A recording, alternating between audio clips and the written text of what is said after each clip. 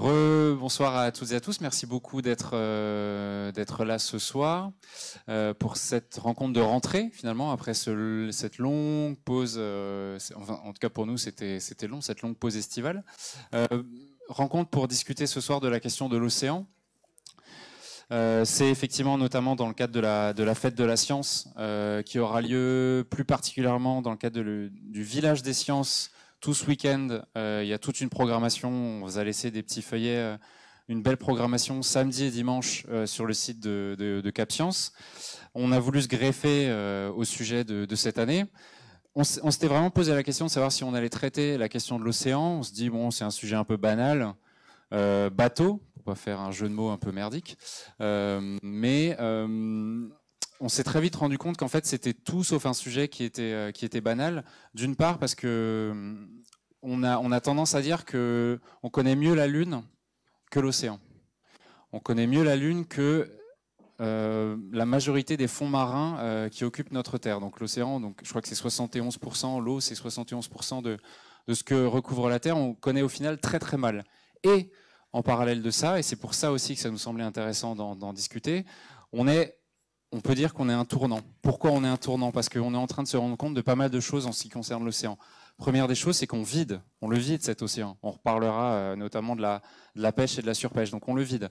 Deuxième chose, on le pollue cet océan. On parlera de toutes les pollutions qui concernent l'océan. Troisième chose, et pas des moindres, on est en train de se rendre compte que cet océan-là, c'est le principal régulateur de notre climat. On rentrera un petit peu plus dans les détails. On a pensé pendant des centaines, voire des milliers d'années que non, c'était les forêts qui régulaient majoritairement le climat. En fait, là, on est en train de se rendre compte depuis quelques années que non, c'est l'océan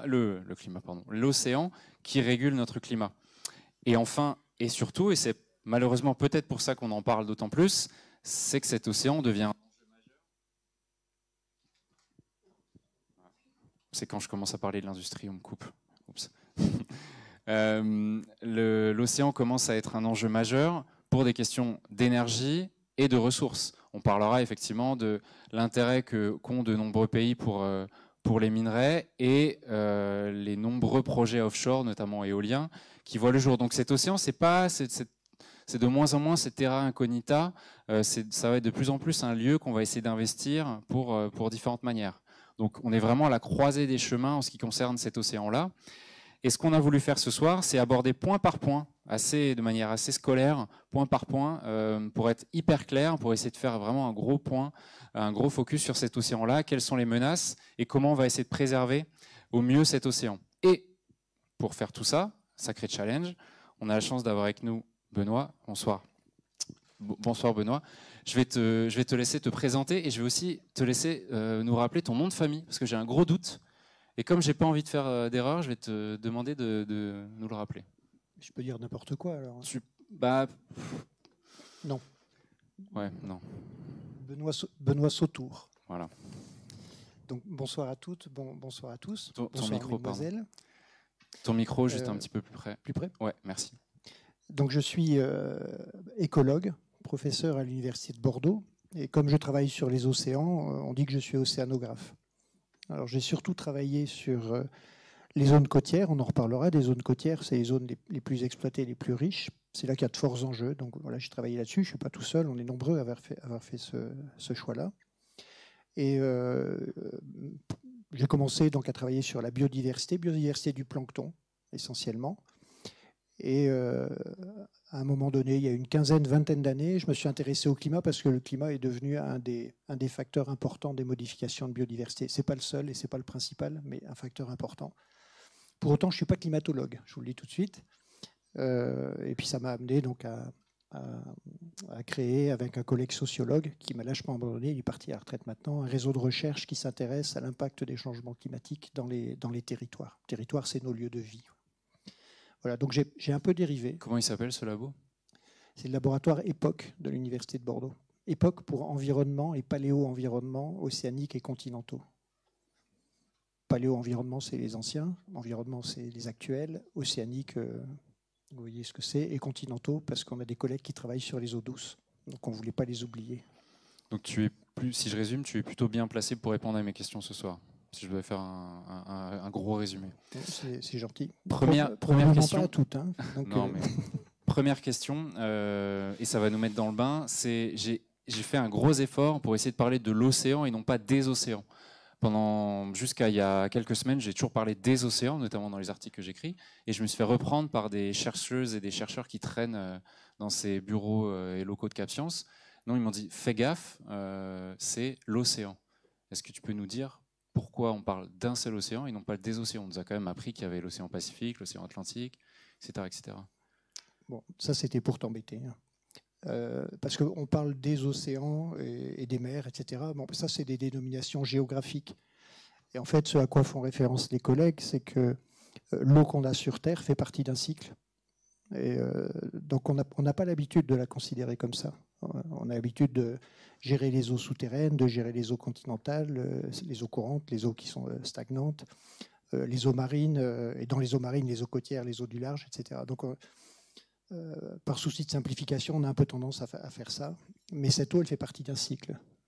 Et on a tendance à l'oublier. Vous avez peut-être en tête ce qu'on entend dire quelquefois sur un sujet qui est polémique, là, les bassines. On nous dit, bah oui, mais quand il pleut beaucoup, il y a de l'eau qui s'écoule, c'est de l'eau qui est perdue, donc autant la garder pour en faire quelque chose. Mais l'eau, elle n'est pas perdue. Elle passe et puis elle va être utile plus bas. Alors, est utile pour l'homme ou est utile pour les environnements qui sont les lieux dans lesquels on vit. Et notre qualité de vie dépend de la qualité de notre environnement. Donc l'eau n'est pas perdue, elle fait partie d'un cycle, et les collègues, quand ils te font cette remarque-là, pensent à ça. Donc est-ce que c'est comme le climat où la moindre action qui se passe à Bordeaux a une incidence sur le climat au Japon, en Chine, au Groenland, etc. Est-ce qu'on peut dire la même chose pour ce qu'on fait ici va concerner l'ensemble de l'océan? Est-ce que c'est la même idée? Oui, c'est un peu la même chose avec des déplacements. Alors, si on parle de l'atmosphère et si on parle de l'eau, ce sont deux fluides. Mais la dispersion de l'atmosphère est beaucoup plus efficace et rapide qu'en milieu aquatique. Mais si on impacte l'estuaire de la Gironde, on va impacter très directement le débouché de son estuaire. Et puis, de manière un peu plus large, on va impacter plus largement parce que, si on prend un exemple, ne serait-ce que des poissons migrateurs sont des poissons qui viennent dans cet estuaire, qui traversent cette zone-là, mais qui vont aussi ailleurs. Donc, on impacte largement, avec des durées de temps qui peuvent être très variables. Les nappes profondes, qui sont un peu les bijoux de famille auxquels on devrait notamment ici à Bordeaux. Ce sont des nappes qui se renouvellent très très lentement, 4000 ans. Donc, si jamais on les impacte, pour qu'elles reviennent dans un bon état, il va falloir attendre un petit peu. Et ça veut dire que l'impact, il est lent aussi. Mais ça ne veut pas dire qu'il n'y en a pas. Et donc le premier point, effectivement, après cette petite introduction qu'on voulait mettre en avant, effectivement, c'est ce rôle de régulateur qu'a l'océan. Ça fait peu de temps, il me semble, qu'on se rend compte à quel point cet océan-là a un rôle, notamment de captation de carbone. Et la première info que je voulais te soumettre, c'est que les océans ont absorbé depuis 1970 plus de 90% de l'excès de chaleur du système climatique. Donc, qu'est-ce que cette phrase? Je la répète, que l'océan, voilà, erreur, cette phrase je l'ai écrite avant qu'on me reprenne, l'océan a absorbé depuis 1970 plus de 90% de l'excès de chaleur. C'est notre action avec les fossiles qui réchauffe quasi directement la température de l'océan et des mers. Oui, tout se réchauffe. Mes étudiants, il y a quelques années, m'avaient posé la question des eaux profondes. Est-ce que les eaux profondes, à quelques milliers de mètres de profondeur, se réchauffent aussi? Parce qu'on est loin de la surface, on est loin du radiateur. Et je n'avais pas la réponse, donc j'ai été regarder. Effectivement, donc les eaux de surface, comme elles sont en contact direct avec l'atmosphère, se réchauffent rapidement. Mais les eaux profondes se réchauffent aussi, avec une dynamique qui est plus lente, mais elles se réchauffent aussi. Et ça, sur les écosystèmes, ça a quel... Est-ce que je pose la question, est-ce que certains poissons ne peuvent pas tolérer une certaine température? Est-ce que le plancton dont tu parlais en introduction, pareil? Enfin, sur les écosystèmes, quelles répercussions ces haussements de température ont? Alors, sur les écosystèmes profonds, je n'ai pas l'information, je ne pense pas que ça ait été étudié, ça. Sur les écosystèmes proches de la surface, ou les écosystèmes côtiers notamment, c'est les plus productifs, on sait ce qui se passe, hein, c'est exactement la même chose que sur les continents. Hein. C'est-à-dire que les organismes, quels qu'ils soient, un organisme vivant, nous compris, on a, quel que soit le paramètre de la température ou autre, on a une zone dite préférentielle, c'est notre optimum de développement. Si jamais il fait un peu trop froid, si jamais il fait un peu trop chaud, dans un cas, on se met à trembler pour se réchauffer, dans l'autre cas, on se met à transpirer pour refroidir. Donc là, on dépense de l'énergie, mais donc on n'est plus dans notre zone de confort, mais on est dans une zone de tolérance. Et quand on va au-delà, on arrive dans une zone létale. Les organismes, en général, se débrouillent pour ne pas y être dans cette zone létale quand ils peuvent se déplacer. Donc quand ils peuvent se déplacer dans l'hémisphère nord, qu'est-ce qu'ils font? Ils remontent vers le nord. Alors, il y en a qui sont embêtés pour faire ça. C'est ceux qui sont en Arctique. Parce qu'ils sont déjà au nord, c'est un peu compliqué pour eux. Non. Ils font le tour? Ouais, non. Je vais le tenter en cours, ça, pour voir s'ils le notent.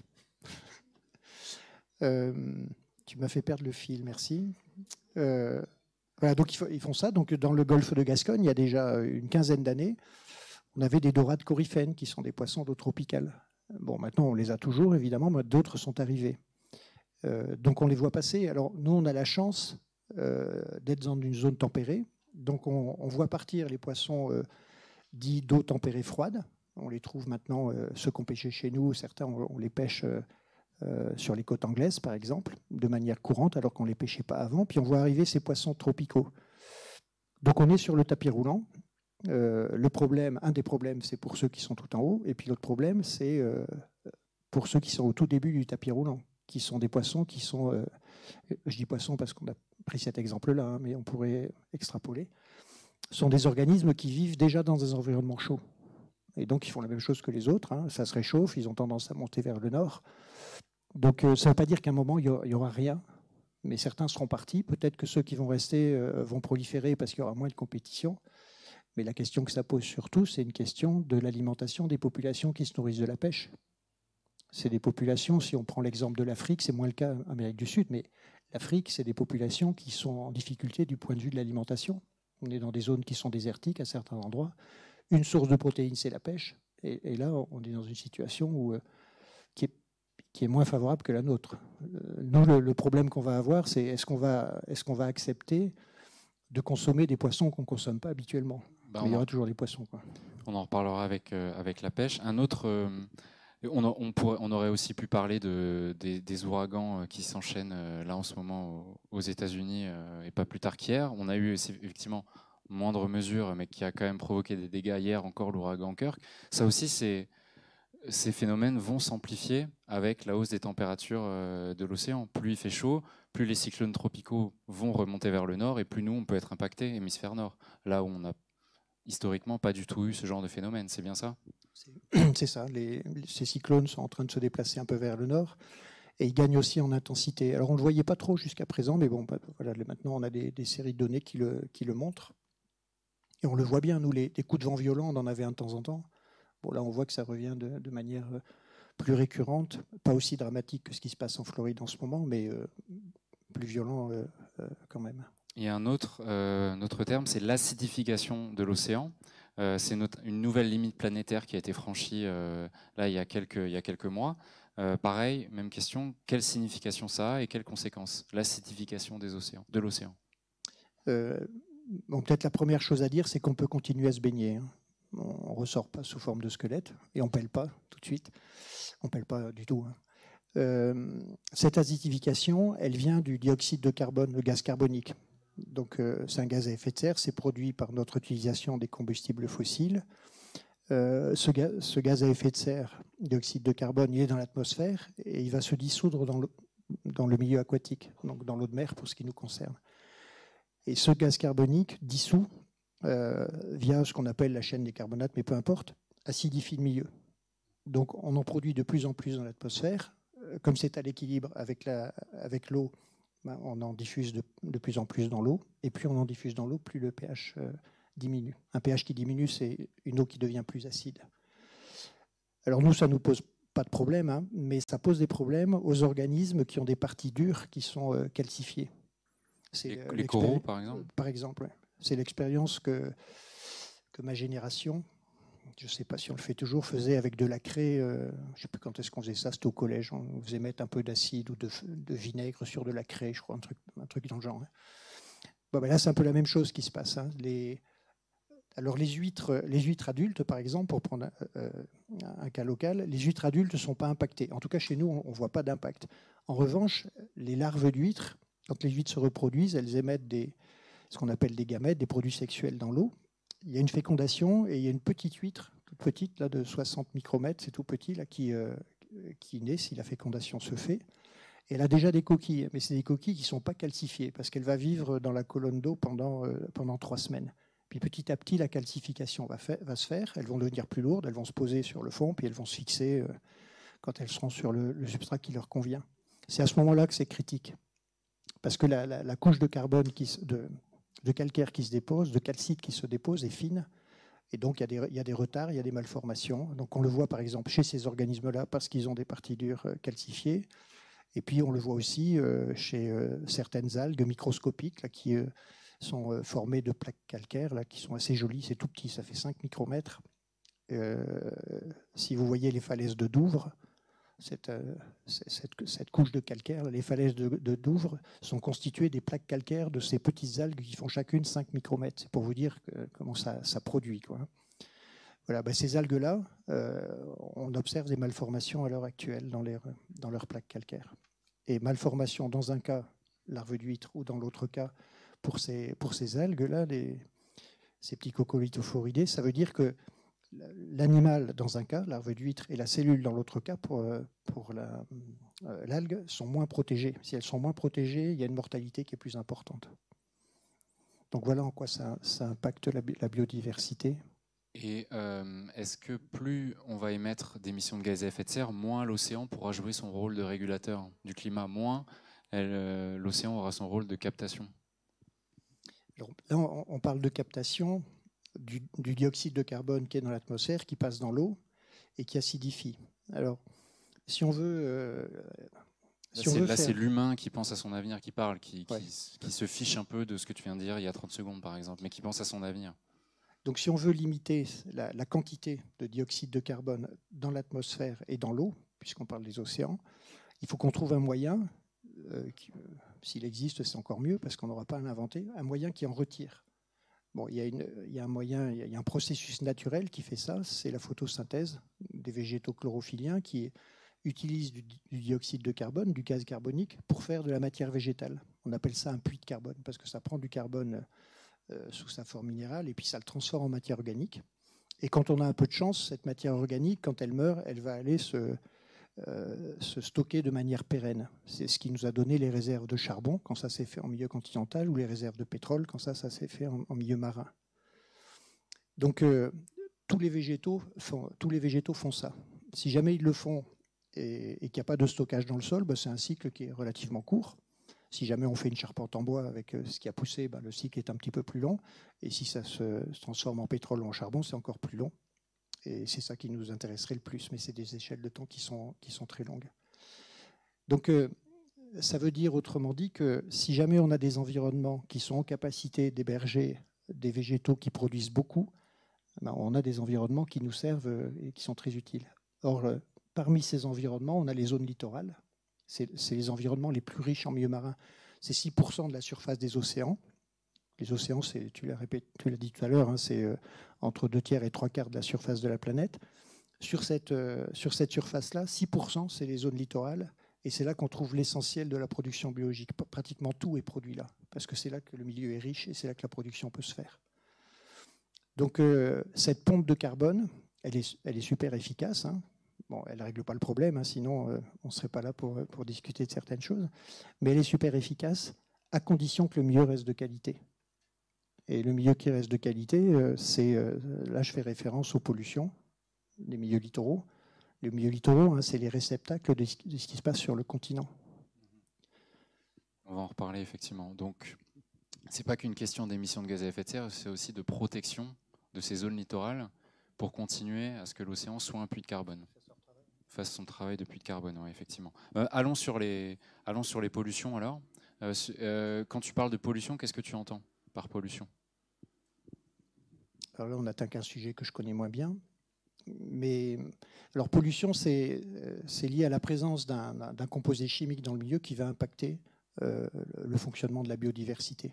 Alors directement, quand ça impacte directement l'organisme, ou indirectement, quand ça va impacter le milieu dans lequel vit un organisme qui lui-même va impacter l'organisme en question. Alors ces pollutions, elles sont diverses et variées. Hein. Il y a les pollutions métalliques, on connaît bien dans l'estuaire de la Gironde, hein, c'est le cadmium qui vient du Lot, des terrils lors de l'exploitation du zinc.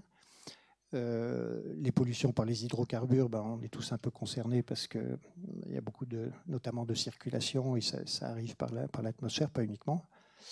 Les contaminants, ce qu'on appelle les contaminants émergents, c'est-à-dire ces nouveaux contaminants qui apparaissent dans le milieu, qui étaient peu concentrés, l'argent par exemple, l'argent qui est utilisé dans un certain nombre de produits qu'on utilise, les déodorants par exemple.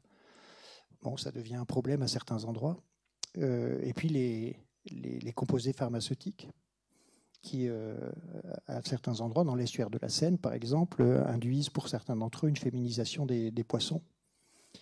Donc, en fait, on est dans une situation où, dans les zones qui drainent ce qui est lié à l'activité humaine, on a maintenant des cocktails de contaminants dont on ne connaît pas très bien les effets. Et on est dans une situation où, en plus, quand je précise un peu ce que je viens de dire, un contaminant a un effet donné. Bon, soit. Si vous en rajoutez un deuxième, ils ont peut-être des effets disjoints tous les deux, mais ils peuvent avoir aussi un effet en synergie. Donc, ils peuvent l'avoir ou pas. Et ça, on ne connaît pas bien, parce que si on doit travailler avec deux, c'est compliqué. C'est plus compliqué qu'avec un, mais ce n'est pas avec deux qu'on doit travailler. Il y a un ensemble qui est conséquent, quoi. Donc là, c'est des sujets de recherche actuels et des sujets de recherche qu'il faudrait combiner, mais ça, la première partie est déjà compliquée, la deuxième, elle a été peu abordée. On est dans une situation où l'environnement se réchauffant, on a des organismes qui ont un fonctionnement qui est en train de s'accélérer. Si vous prenez, je reprends l'exemple de l'huître, dans un milieu naturel, si la température augmente, elle va avoir tendance à plus ventiler, à faire passer plus d'eau. Si elle fait passer plus d'eau, potentiellement, elle peut plus se contaminer avec certains contaminants. Donc on a à la fois un cocktail et à la fois un fonctionnement des organismes qui est modifié. Et ça, c'est extrêmement compliqué à étudier.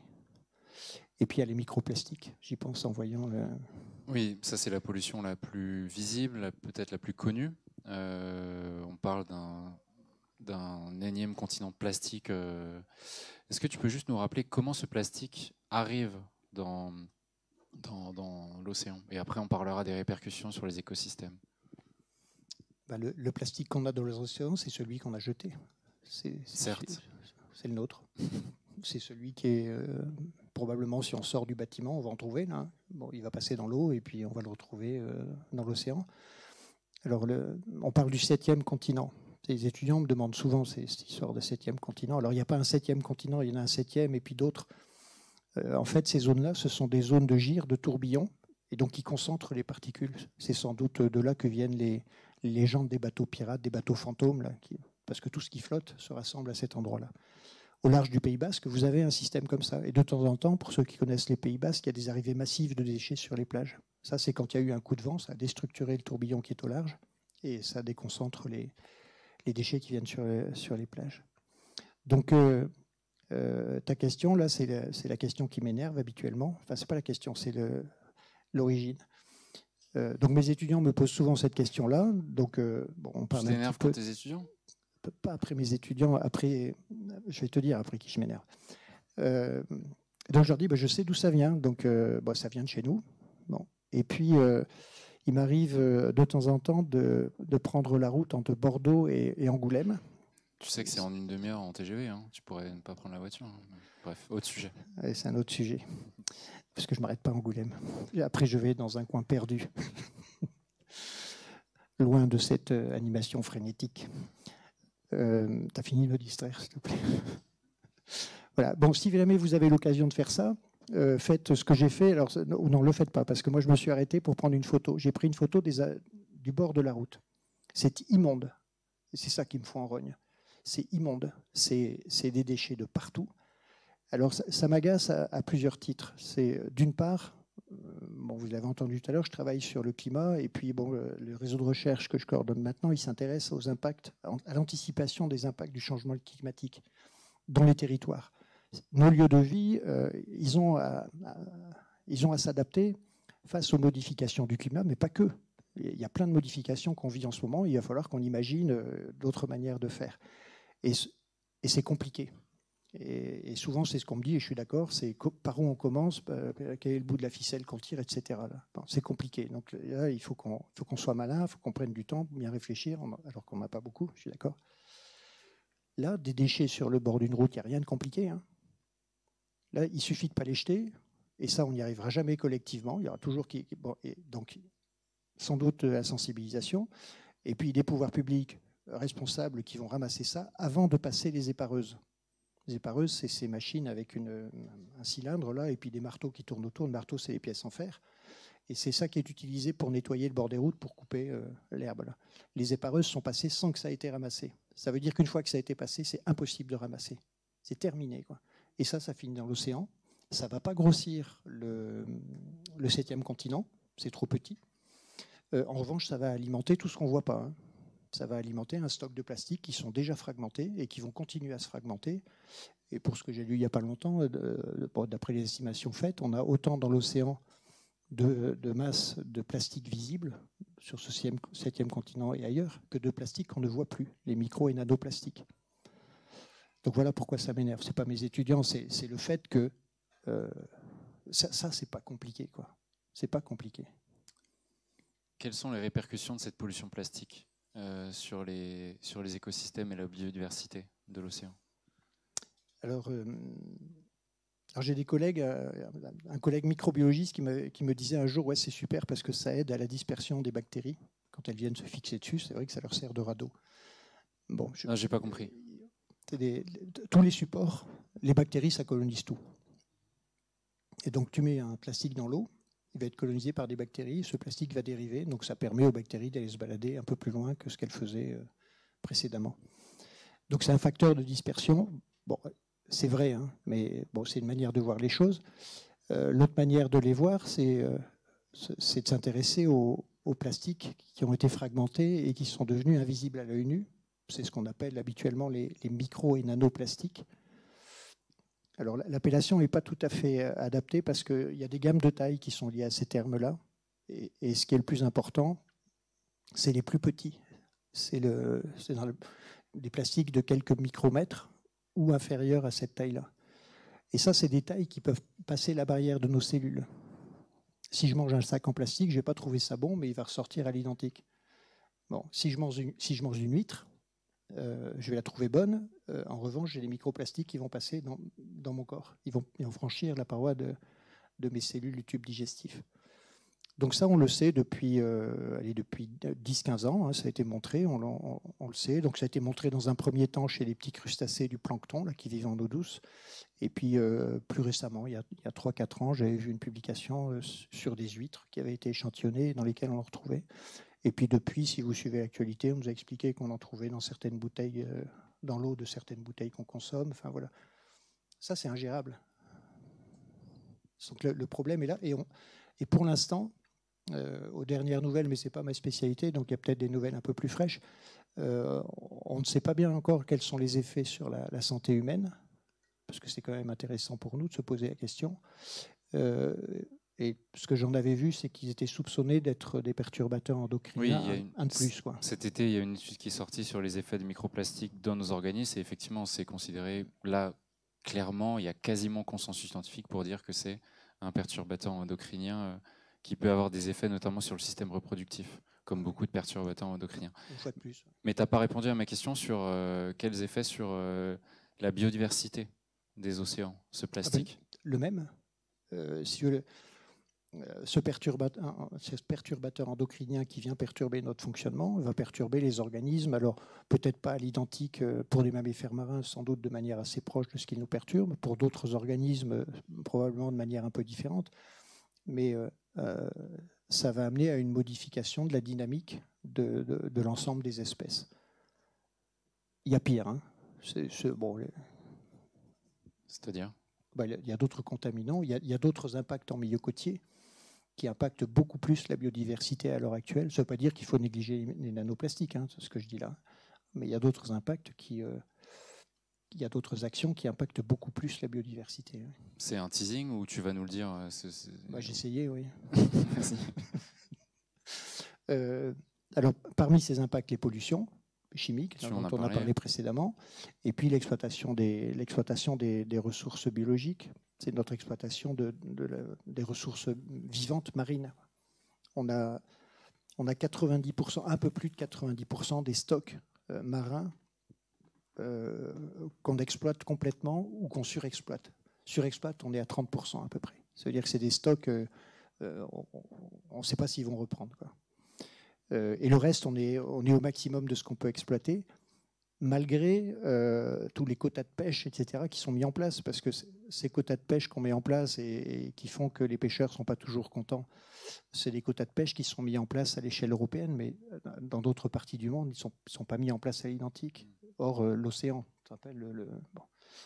Donc, voilà. Donc là, on est dans une situation qui est assez préoccupante. Sachant en plus que quand on exploite ces ressources marines, suivant les engins de pêche qu'on utilise, on fait des dégâts aussi autres à l'environnement. Je pense aux chaluts, par exemple. Je devais t'envoyer une photo, puis je n'ai pas eu le temps de le faire, d'un canyon au large de l'Espagne, dans lequel il y a beaucoup de chalutage. J'ai une photo du fond de ce canyon. C'est une photo de zone de chantier. Tout a été foutu en l'air. On voit des grandes traînées et il n'y a plus rien de naturel. Ça veut dire qu'on a à la fois pêché les organismes que l'on va consommer, on en a certainement pêché plein qu'on ne va pas consommer, qu'on rejette par-dessus bord. La partie qu'on rejette par-dessus bord, habituellement en moyenne, c'est une partie qu'on garde à bord et 3-4 parties qu'on rejette parce que pas commercialisable, etc. Bon, et là, en plus, on a détruit leurs habitats. Donc, même si ces organismes sont encore vivants quand ils arrivent sur le fond, de toute façon, leur habitat est foutu et ils ne survivront pas. Et l'autre photo, là, mais j'y pensais plus quand on en a discuté, c'est une photo du golfe du Mexique, prise par satellite. On voit la multitude de traînées de ces chaluts qui remettent en suspension du sédiment, et on voit les traînées en surface pour dire l'intensité de cette pêche. Bon, puis après, vous avez vu, dans la région, on nous a parlé cet été d'une interdiction de pêche pour préserver les stocks de mammifères marins. Bon, ça, ce n'est pas des chaluts, c'est des filets de pleine eau qui capturent, on parle de prise accidentelle, qui capturent tous les organismes qui se promènent. C'est des pêches à l'aveugle, un filet. S'il y a des pêcheurs dans la salle, je ne vais pas me faire des potes. J'ai rien contre les pêcheurs. Voilà, donc tout ce qui passe, tortues, mammifères marins, sont des animaux qui ont une respiration aérienne. S'ils se prennent dans un filet, ils se noient. Ils ne peuvent plus aller respirer en surface. Donc là, c'est d'autres dégâts. Alors ce que je veux dire par là, c'est pas qu'il faut arrêter de le faire. C'est qu'il faut le faire de manière plus raisonnée, et peut-être qu'on n'a pas encore toutes les solutions, il faut les chercher. Il y a un certain nombre d'expérimentations qui se font pour que les animaux repèrent mieux les filets, etc. Mais il faut continuer à faire ça. Sinon, je ne sais pas si on va les vider de la biodiversité, je ne crois pas, il y aura toujours quelques organismes. Enfin, bon, on va perdre du monde, quoi. Ce qui est intéressant sur ce sujet de la pêche, contrairement aux autres, on a vu pollution, on a vu réchauffement climatique. Réchauffement climatique, la solution est assez simple. Concrètement, il faut sortir des énergies fossiles. Une fois que j'ai dit ça, j'ai pas dit grand-chose, mais bon. En ce qui concerne les pollutions, pareil, il faut changer les pratiques industrielles, notamment, et toutes les pollutions que tu as citées, arrêter de fabriquer du plastique, etc., etc. Donc responsabilité des industriels et des pouvoirs publics. Sur la pêche, là, ça concerne directement l'océan. Et une des manières, c'est de créer ce qu'on appelle des aires marines protégées. Est-ce que tu peux nous rappeler ce que c'est?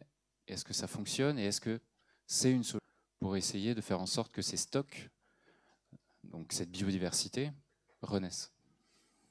Je reviens juste sur ce que tu as dit précédemment pour dire, j'aime pas pointer du doigt tel ou tel type d'activité, ce que j'ai un peu fait avec la pêche là, parce que la responsabilité, elle est collective.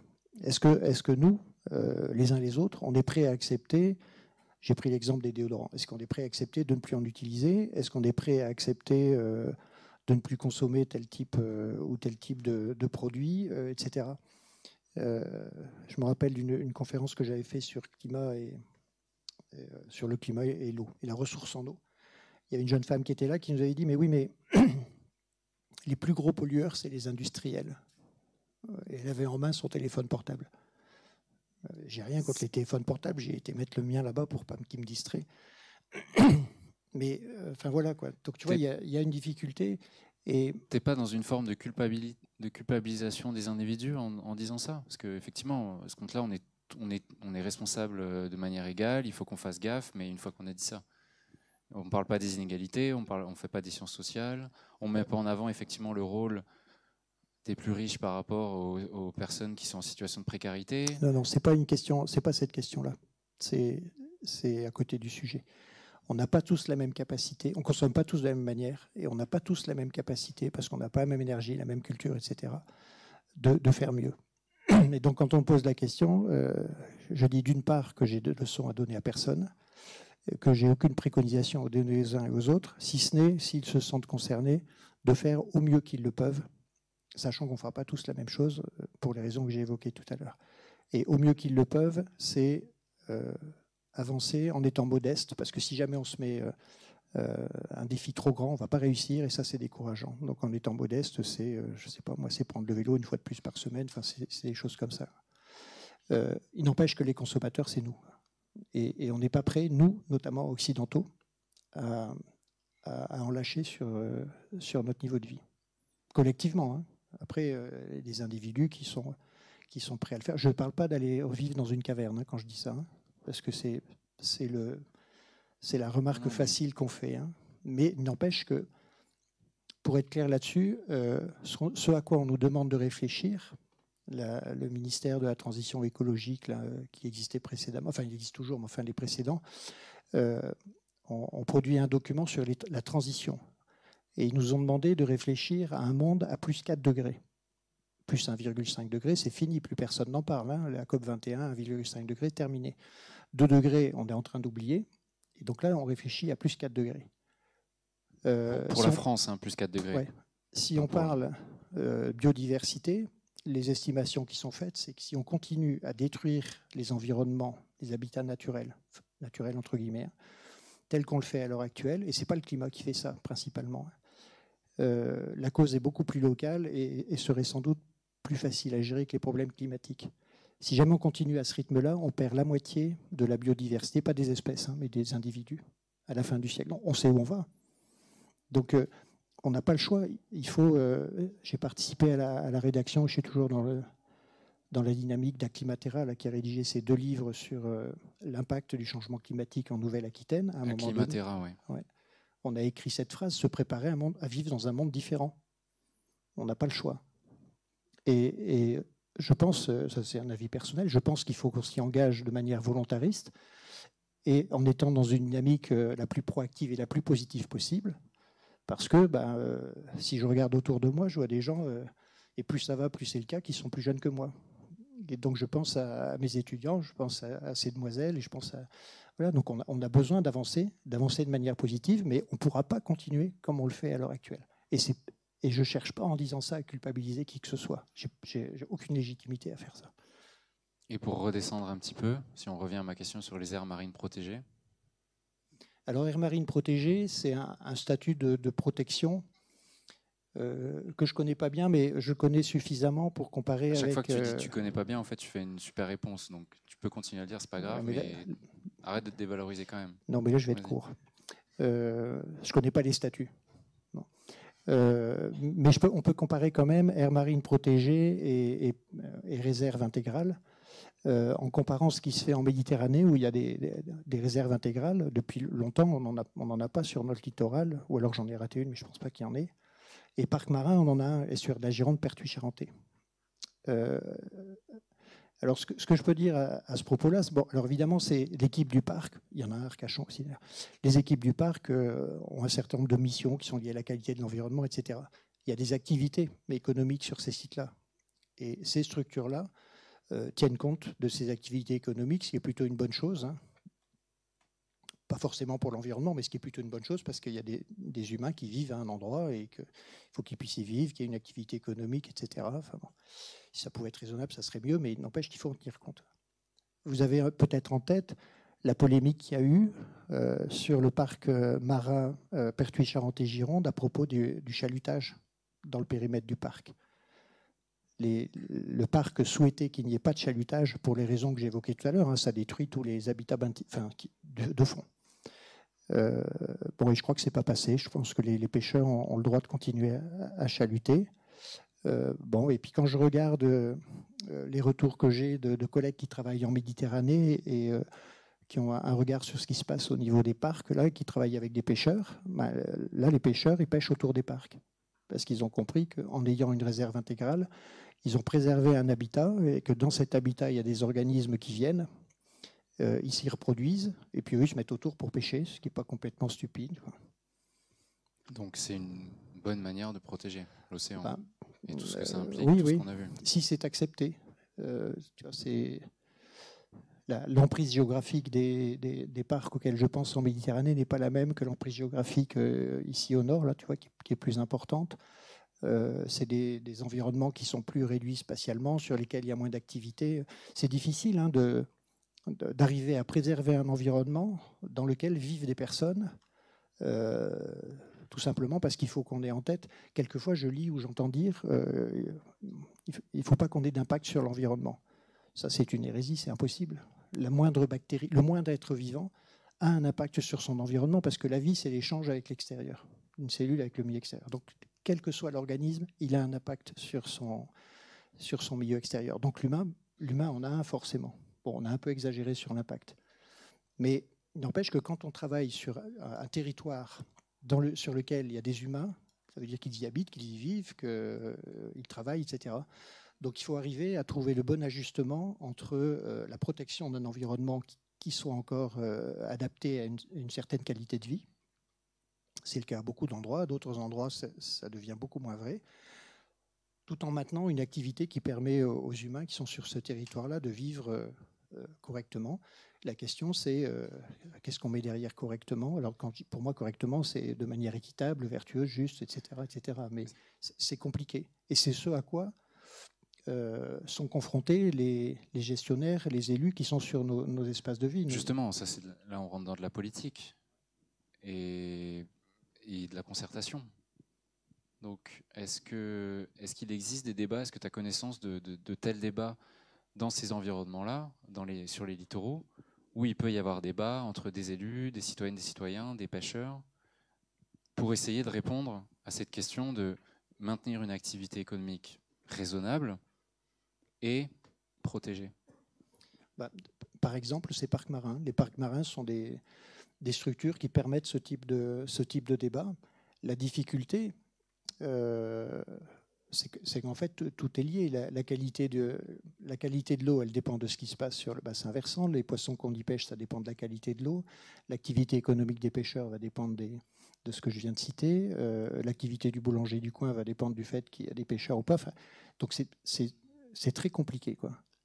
Et donc ça nécessite de la concertation, mais de la vraie concertation. Donc une concertation qui consiste à échanger, à dire ce qu'on a à dire, mais aussi à écouter. Ce n'est pas toujours le cas. Et puis à essayer de trouver les bons points d'ajustement. Le collègue dont je parlais tout à l'heure, Denis Salle, avait l'habitude de... Enfin, il a toujours... Qui est sociologue. Sociologue, oui, l'habitude de dire, il n'y aura pas de gagnant-gagnant. Il va falloir qu'on fasse des concessions. On a vécu jusqu'à présent, et notamment depuis le XVIIe siècle, on a vécu avec c'est Descartes, etc. Ça ne me pose pas de questions parce que je n'ai pas plus de références que ça. La nature est à la disposition de l'homme et on peut l'exploiter, elle est au service de l'homme. Bon, ben ça tient tant qu'on n'a pas épuisé le stock. Et là, on est dans une situation où on l'a quasiment épuisé. Alors, les métaux, par exemple, on est quasiment à la limite. C'est pour ça qu'il y a autant de regards qui lorgnent sur le Groenland et sur l'Antarctique. Voilà, donc on a fait ça et ça a tenu parce que voilà, il y avait des stocks gigantesques et je critique pas ceux qui l'ont fait parce que ça nous a permis d'être là et puis d'en parler dans ce confort-là, au moins chez nous. Et puis c'était pas la question à l'époque, l'épuisement du stock, c'était pas la question, il y en avait partout, quoi.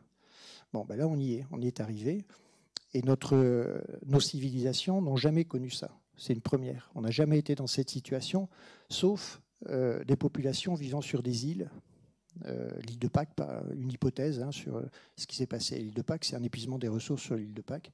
Ouais, une des hypothèses. Moi, je ne suis pas spécialiste, c'est une des hypothèses. Mais à d'autres endroits, ça a été le cas. Donc les grandes invasions, une partie des grandes invasions, c'est un peuple qui a tout exploité là où il était, il va casser la figure à son voisin et il exploite. Bon, là, on n'a pas de voisins. Enfin, en tout cas, on ne sait pas où ils sont s'il y en a. Donc on ne pourra pas le faire. Et Elon Musk qui nous parle de Mars. Autre sujet. Tu as bien fait de me débrancher.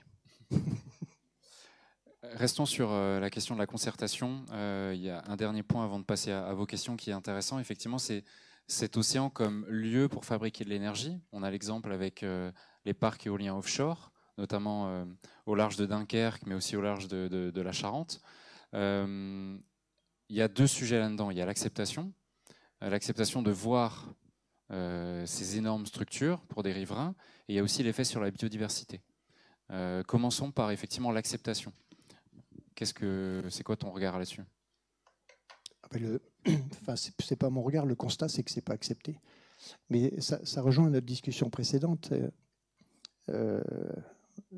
Est-ce qu'on est prêt à ne plus se raser le matin? Moi oui, hein. Mais je suis pas sûr que tout le monde soit d'accord. Donc parce que ce qui se passe en milieu marin, si je dis ça, c'est parce que ce qui se passe en milieu marin, c'est ce qui se passe depuis 10-15 ans en milieu continental. Il n'y a plus personne qui veut voir une éolienne en milieu continental. Et maintenant, on est en train de passer au parc photovoltaïque. Il n'y a plus personne qui veut en voir un. Et l'éolien en mer, c'est pareil, on ne veut pas en voir. Alors on fait quoi? On se dit, finalement, on va continuer avec le gaz, le pétrole et le charbon. Ou bien on fait du nucléaire. On est à 60 km d'une centrale et il y a un projet, si j'ai bien lu, de 2 réacteurs de plus. Là. Bon, pourquoi? C'est des choix à faire. Et on ne peut pas toujours imaginer que ça se fasse chez le voisin. Parce que le voisin, il est là aussi, et lui, il voudrait que ça se fasse chez nous. Donc, j'ai eu des débats. Alors, je ne suis pas un spécialiste de l'énergie, mais finalement, on ne parle pas d'énergie. Hein. On parle d'un consensus. Et quand j'en parle dans l'Est de la région, je me dis, finalement, si la centrale de Blaye double son nombre de réacteurs, ce qui ne sera pas le cas, ils en ont 3 si je me souviens bien. Bon, peu importe, si jamais elle devient plus importante, quand on est en Creuse, finalement, c'est très loin, on ne la voit pas, tout va bien. Mais les personnes qui habitent autour, qui habitent à Bordeaux, c'est peut-être pas leur souhait. Donc là, ça fait partie des difficultés. Tu vois, à un moment donné, il va falloir qu'on soit sage, plus sage, et qu'on réfléchisse de manière plus posée. Alors je ne dis pas que le parc éolien au large d'Oléron, là, c'est une bonne idée. Je n'ai pas d'avis sur la question, je ne connais pas suffisamment bien le sujet. Mais il n'empêche qu'à un moment donné, si on veut continuer à avoir de l'énergie, il va falloir qu'on fasse quelque chose, et si possible, quelque chose qui impacte le moins possible notre environnement, sachant que de toute façon, ça l'impactera. Justement, un des arguments, notamment de certaines associations, pas uniquement de riverains, mais aussi d'associations écologistes, c'est de dire que ça aura un impact sur la biodiversité. Ah oui, certainement, ça a un impact sur la biodiversité. Alors, il y a quelques années, j'avais participé à un jury de thèse là, sur le sujet pour le parc éolien dans la Manche, là-haut. Et directeur de thèse, c'était Jean-Claude Devin, je vous dirai ce qu'il m'avait dit à l'époque. Avant ça, vous avez peut-être connaissance de dynamiques qui sont liées au souhait d'augmenter la diversité des organismes sur un littoral sur lequel ces organismes ne sont pas très diversifiés. Quand on est sur un littoral sableux, en fait, c'est un littoral qui est très monotone. Le fond est très monotone. Il n'y a pas beaucoup d'abris, il n'y a pas beaucoup d'hétérogénéité dans les caractéristiques de l'environnement. Donc, finalement, la biodiversité est ce qu'elle est, mais elle est moins importante que sur un littoral rocheux où vous avez tout un tas d'anfractuosités qui permettent aux animaux et aux plantes de se mettre à l'abri, qui offrent des conditions qui ne sont pas tout à fait les mêmes, et donc ça va permettre à des animaux assez différents de venir. Bon, donc si jamais vous avez un relief, vous attirez des animaux en quantité plus importante, et si vous mettez ce relief-là à côté d'une zone sableuse, vous avez à la fois ceux du sable et ceux des rochers du relief. C'est ce qu'on cherche à faire quand on met à l'eau des récifs artificiels. Du côté d'Osgore, il y a une asso qui a fait ça il y a quelques années, je ne sais pas s'ils sont toujours, je crois que oui. Ça s'est fait en Méditerranée aussi pour augmenter la diversité. Et ça fait l'affaire à la fois des clubs de plongée pour les touristes, et puis ça fait l'affaire aussi des pêcheurs, parce que ça attire des organismes qui peuvent consommer. Alors, les parcs éoliens. Donc là, on va mettre dans l'eau des structures. Alors elles sont ou bien ancrées ou bien flottantes. Alors quand elles sont ancrées, enfoncées dans le sol. Quand elles sont enfoncées dans le sol, il y a un problème au moment où on est en train de le faire, parce que ça se fait pas que parce qu'il y a de nouvelles méthodes maintenant, mais ça s'est fait beaucoup et sans doute encore maintenant par percussion. Donc ça perturbe beaucoup les animaux marins, notamment les mammifères marins. Puis après, bon, il y a le fonctionnement. Alors les pêcheurs, qui sont les usagers habituels de la mer, sont embêtés avec ça parce que quelquefois, ça se fait sur des zones de pêche. Bon, et évidemment, zigzaguer entre les éoliennes, c'est pas idéal. Bon, Jean-Claude Dauvin, donc le directeur de thèse, là, me disait, c'était son expérience, hein, et je le laisse responsable de ce qu'il me disait. Hein. Il me disait, ce qu'il a vu, lui, c'est que les pêcheurs ne sont pas d'accord. Une fois que les éoliennes existent, c'est un substrat dur qui est dans l'eau, c'est un récif artificiel. Il y a des organismes qui viennent se fixer, il y a de nouveaux organismes qui arrivent, et après, bon, là, je pense qu'il exagère un peu, il me dit, les pêcheurs tournent autour pour pêcher. Je pense que c'est un peu exagéré. Mais ça abrite une biodiversité différente. Donc, c'est sûr que ça a un impact sur la biodiversité. C'est une biodiversité différente. Est-ce que les pêcheurs s'y retrouvent? J'en sais rien, honnêtement. Bon, d'après lui, oui, mais je vous donnerai son adresse si vous voulez. Comme ça, vous pourrez aller l'embêter sur le sujet. Voilà, donc ça impacte, ça c'est certain. La biodiversité marine, et après, il y a tout un débat sur l'impact sur la vie-faune, par exemple. Sur là les oiseaux. Et ça, tu as des choses à nous dire avant qu'on passe au... Non, parce que, enfin si, ce que je veux vous dire, c'est que les avis sont assez contradictoires. Il y a des études qui montrent qu'il y a des impacts forts, et puis il y a d'autres études qui montrent que l'impact est mineur. Ça dépend très certainement de l'emplacement des champs d'éoliennes, qu'elles soient sur terre ou en mer. Ça dépend des espèces auxquelles on s'intéresse, évidemment. Si on met les éoliennes dans un couloir migratoire, c'est sans doute plus impactant que si c'est en dehors du couloir migratoire. Et la façade landaise, c'est un couloir migratoire qui vient du nord de l'Europe et qui descend vers le sud. Merci beaucoup. On va déjà pouvoir t'applaudir avant de passer aux questions. Merci. On va également saluer les personnes qui nous ont suivis en direct sur YouTube, qui n'ont pas voulu venir jusqu'à nous. Donc au revoir, merci à vous, à très vite. Maxime va passer pour vos questions, remarques, des choses qu'on n'aurait pas dites, des choses fausses